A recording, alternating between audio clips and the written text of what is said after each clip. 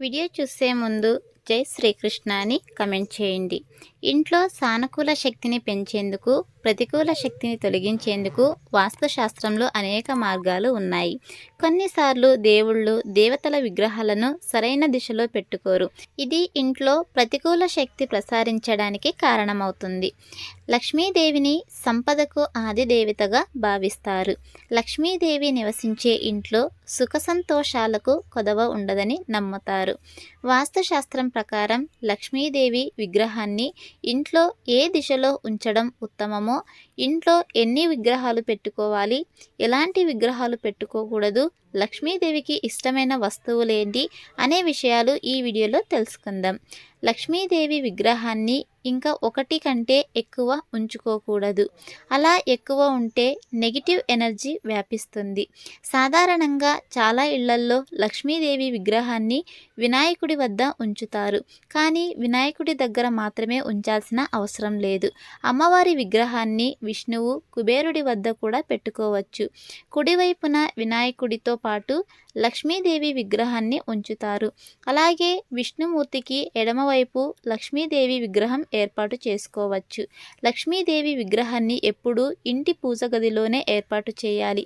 అమ్మవారి విగ్రహాన్ని నేలపై ఎప్పుడూ ఉంచకూడదు అనే విషయం గుర్తుంచుకోవాలి.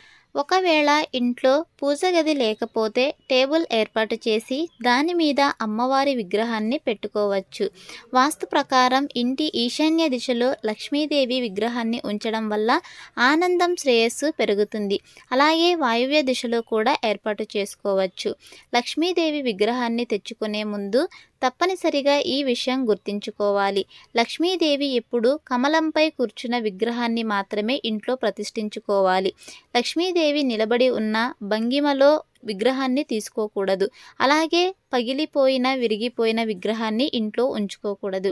లక్ష్మీదేవిని ప్రసన్నం చేసుకోవడానికి ఆమెకు ఇష్టమైన వస్తువులు దానం చేయాలి. జ్యోతిష్య శాస్త్రం ప్రకారం కమలం, శంఖం, పూలు, గోరి మొదలైన వాటిని దానం చేయడం వల్ల జీవితంలో ఆర్థిక పురోగతి పెరుగుతుంది. లక్ష్మి చంచలమైనదని చెబుతారు. అందుకే లక్ష్మీదేవి ఇంట్లో ఉండేందుకు కొన్ని వస్తువులు ఇంటికి తెచ్చి పెట్టుకోవడం, వాటిని పూజించడం ఎంతో పవిత్రంగా భావిస్తారు.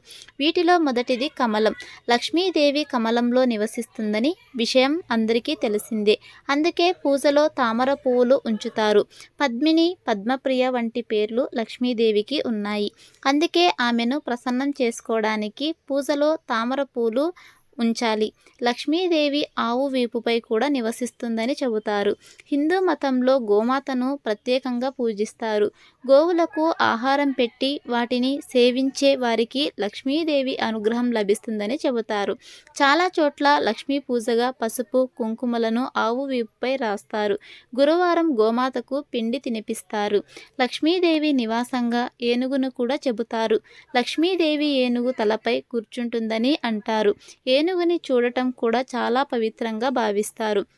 గజలక్ష్మి కూడా లక్ష్మీదేవి స్వరూపమే. ఇక చివరిగా మన చేతుల్లోనూ లక్ష్మీదేవి ఉంటుంది.